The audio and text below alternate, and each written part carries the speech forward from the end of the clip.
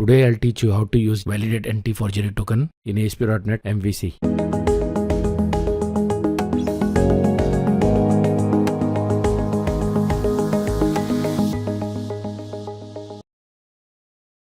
So let's start inside the models folder. So first I'm creating a model class.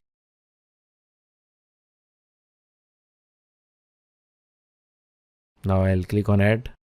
You can see I've created a class person model. Here I'll be creating some properties.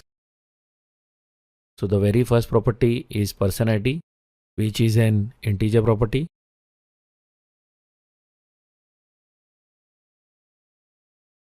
The second property is name, which is a string property.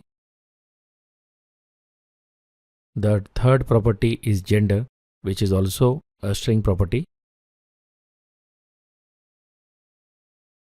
The last and the fourth property is city, which is a string property again.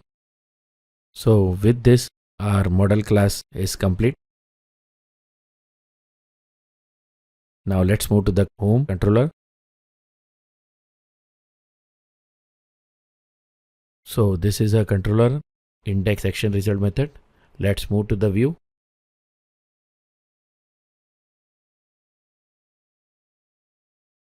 And the very first line is defined as the person model class, which means the person model class will be the model for this view.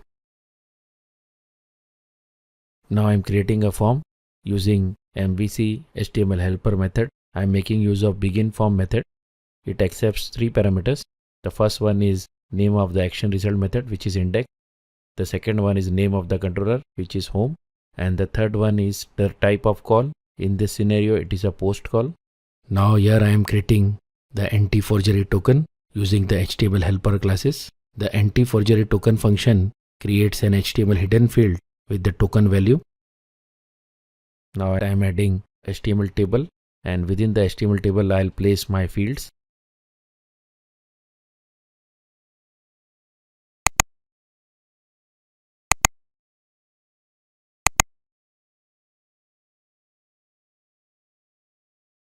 So the very first field is person ID, and in order to create a text box for this particular field, I am making use of text box for helper method of the HTML helper class of MVC. Here I am making use of lambda expression, and I am pointing it to the person ID property of the person model class. So this way I am informing MVC that this particular text box will set the value inside the person ID of the person model class.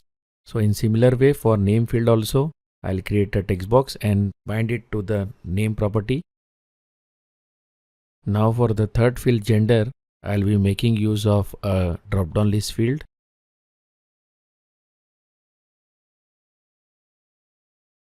And hence I'll be making use of drop-down list for method of the HTML helper class.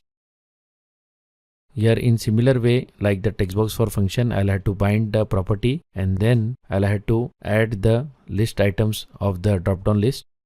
So for adding the list items, I'll be making use of a generic list collection.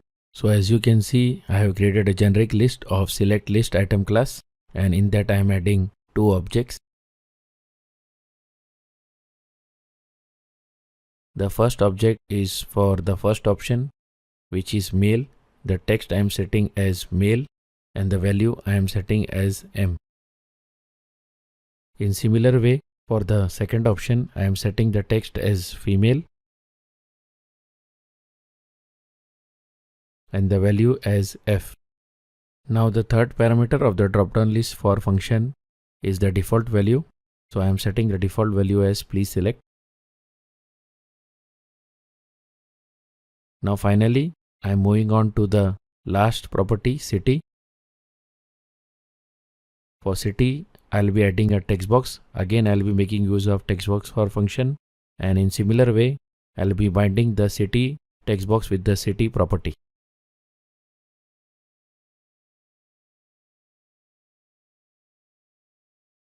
Now I'm adding a submit button, which will be used to submit the form. I'm making use of input type equal to submit. So that's it. Now our form is completed. Now let's move to the home controller.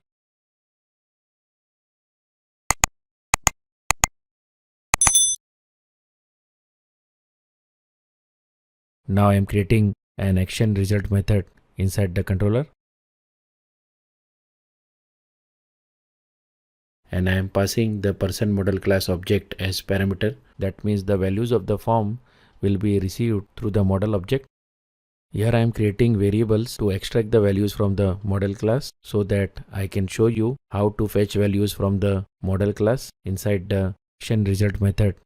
Now a question will come into your mind that why a model class object is used and how this particular model class object will be filled with values when the form is submitted.